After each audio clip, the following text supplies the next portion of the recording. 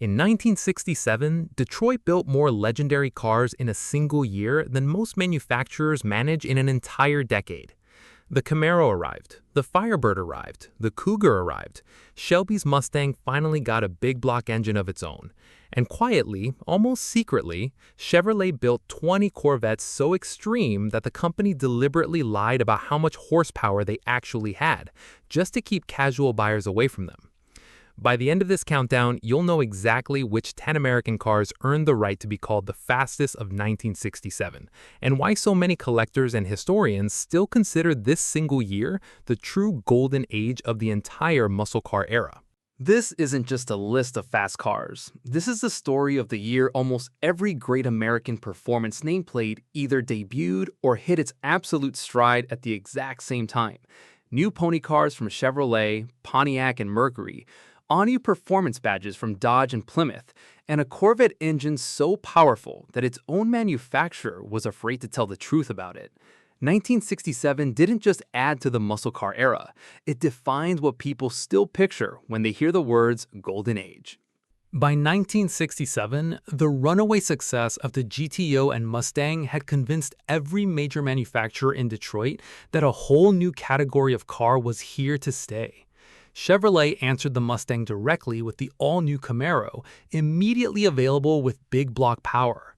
Mercury launched its own pony car, the Cougar, aimed at slightly more upscale buyers. Dodge and Plymouth both introduced new performance badges, the RT and the GTX, built around Chrysler's massive 440 cubic inch V8. Pontiac replaced the GTO's original 389 with a larger 400, and Chevrolet, quietly and without much fanfare, built a tiny batch of Corvettes powered by the most extreme engine the company had ever certified for public sale. It's genuinely difficult to find another single year in American automotive history where so many now legendary names entered the story at once. Let's start the countdown. Number 10 brings Buick's mid-size performance flagship a new name and a genuinely competitive new engine to match. Renamed the Grand Sport 400 for 1967, the car dropped its previous 401 cubic inch Wildcat in favor of an all-new 400 cubic inch V8, factory rated at 340 horsepower and a substantial 440 pound-feet of torque. It represented Buick's most focused, most clearly branded muscle car yet, continuing the division's tradition of emphasizing smooth, torque-rich power over outright peak horsepower numbers. The GS400 held its own comfortably against the GTO and Chevelle SS that year, proving once again that Buick's understated approach to the horsepower war remained a genuinely serious contender, even as flashier rivals grabbed most of the magazine covers. Number 9 introduces Oldsmobile's most focused performance package yet, the W30 Force Air option, debuting on the already well-regarded 442. Building on the standard 400 cubic inch V8, the new W30 package added a factory-installed Force Air induction system, drawing cold outside air through two fiberglass ducts built directly into the front bumper, along with a more aggressive camshaft and stiffer valve springs.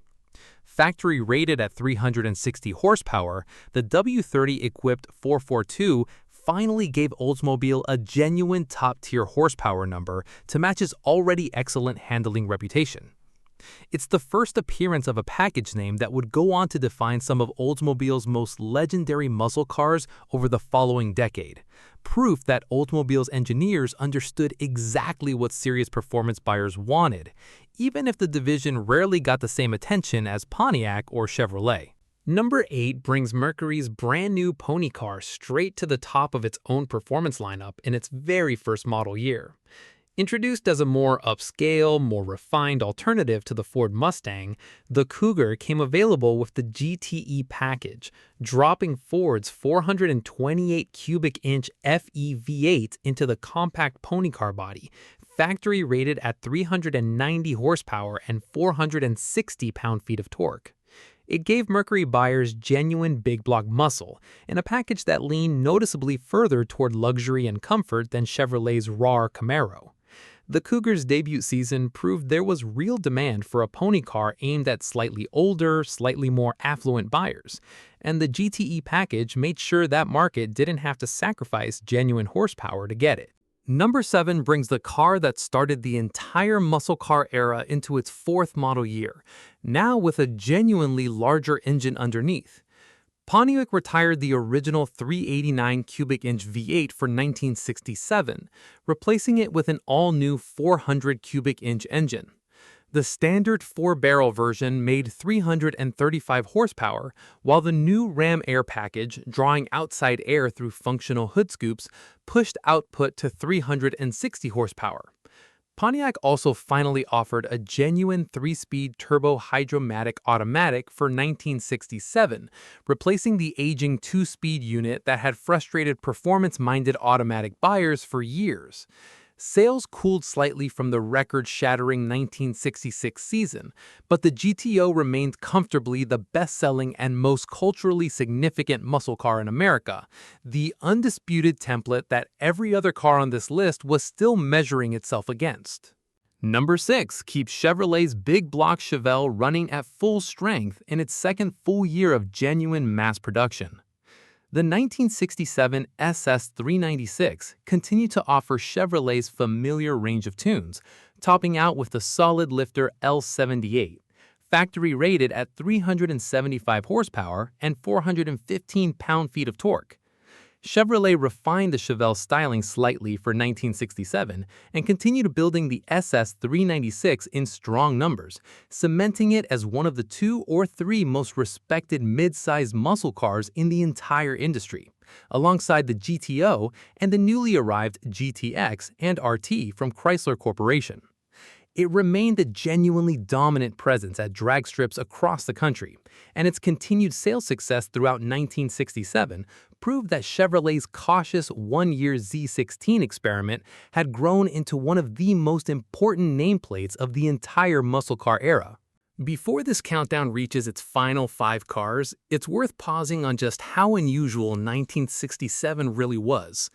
In a single model year, Chevrolet launched the Camaro, Pontiac launched the Firebird, Mercury launched the Cougar, Dodge and Plymouth both launched entirely new performance sub-brands, the RT and the GTX, and Shelby expanded the Mustang lineup with its first genuine big block model. It's exceptionally rare for so many now iconic nameplates to debut within the same 12 months. Most of these cars would go on to define entire decades of American car culture individually, and in 1967, they were all sitting on dealer lots at the exact same time.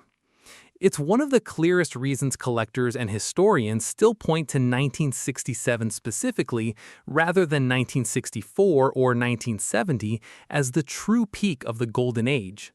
Not necessarily the single fastest year, but the single richest year for genuinely important new cars. Number 5 introduces a brand new performance badge that would go on to define some of Dodge's most legendary muscle cars for the next several years, the RT, standing for Road and Track. The 1967 Coronet RT came standard with Chrysler's massive 440 cubic inch Magnum V8, factory rated at 375 horsepower and 480 pound-feet of torque.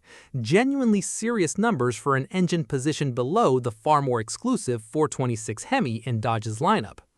Buyers who wanted even more could still order the HEMI as an option, but the 440-powered RT offered nearly the same real-world performance at a significantly lower price and without the HEMI's strict warranty limitations.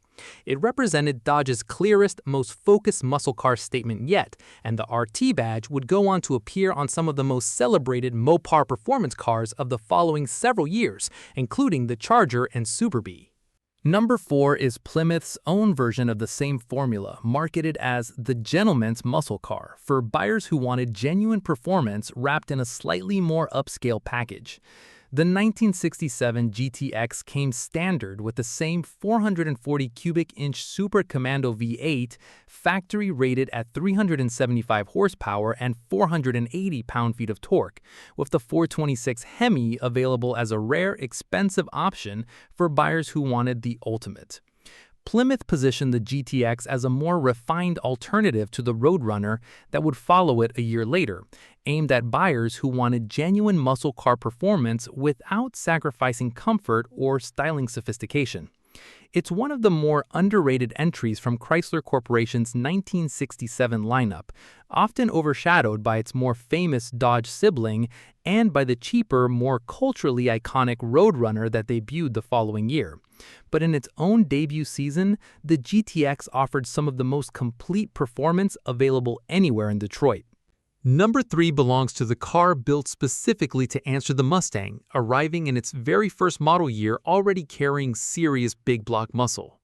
The 1967 Camaro SS came available with the same 396 cubic inch big block found in the Chevelle, topping out with the solid lifter L88 version, factory rated at 375 horsepower and 415 pound-feet of torque. Chevrolet also offered the Z-28 package that same debut year, a smaller displacement road race-focused option built specifically to compete in Trans Am competition, giving the brand new Camaro two genuinely distinct, genuinely serious performance personalities right out of the gate. It's a remarkable debut season, by any measure.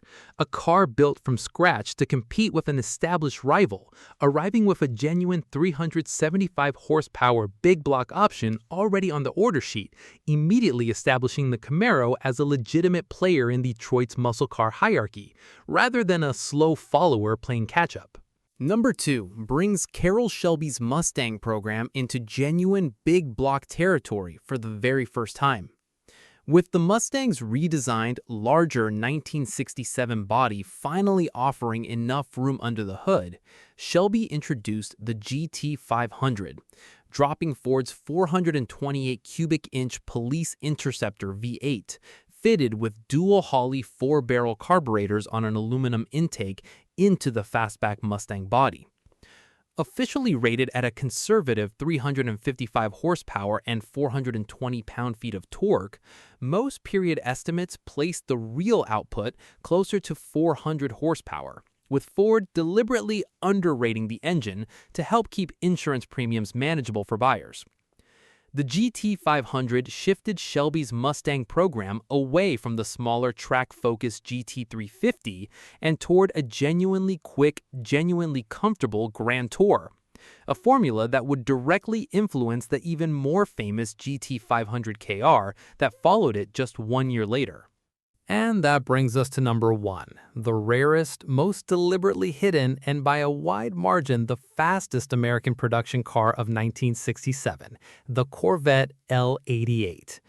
Built almost entirely for competition use, the L88 package combined a 427 cubic inch big block with 12.5-to-1 compression, aluminum cylinder heads, an aggressive solid lifter camshaft, and a single 850 CFM Holley carburetor, mandating options like posi traction, transistorized ignition, heavy-duty suspension, and the deletion of the radio and heater entirely.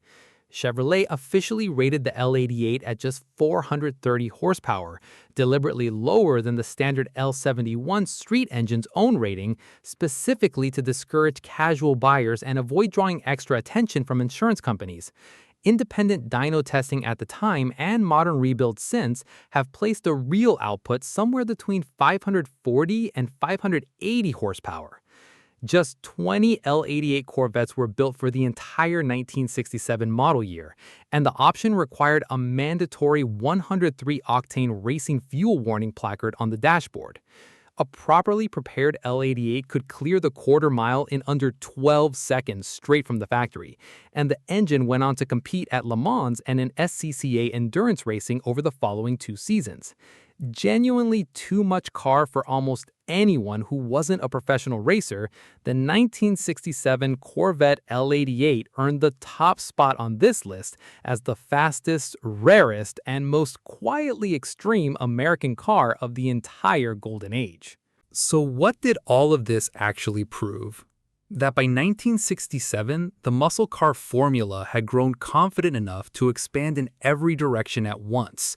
Bigger engines, new nameplates, entirely new categories like the pony car, all arriving within a single remarkable model year. That manufacturers had learned exactly how to build a car so extreme it needed to be deliberately hidden behind an underrated horsepower number, just to keep it out of the wrong hands. And that some of the most beloved names in American automotive history, Camaro, Firebird, Cougar, GTX, RT, all trace their very first chapter back to this exact same 12 months. It's easy to see, looking back, why 1967 still gets called the Golden Age. Almost every legendary badge that would define the next decade of American performance was already sitting on a showroom floor somewhere in Detroit, often for the very first time, all at once. Which 1967 American car would you bring back if you could only choose one? The terrifying Corvette L88, the debut year Shelby GT500, or the brand new Camaro SS 396? Did your father, your uncle, or a neighbor on your street own one of these cars? Write the name in the comments below.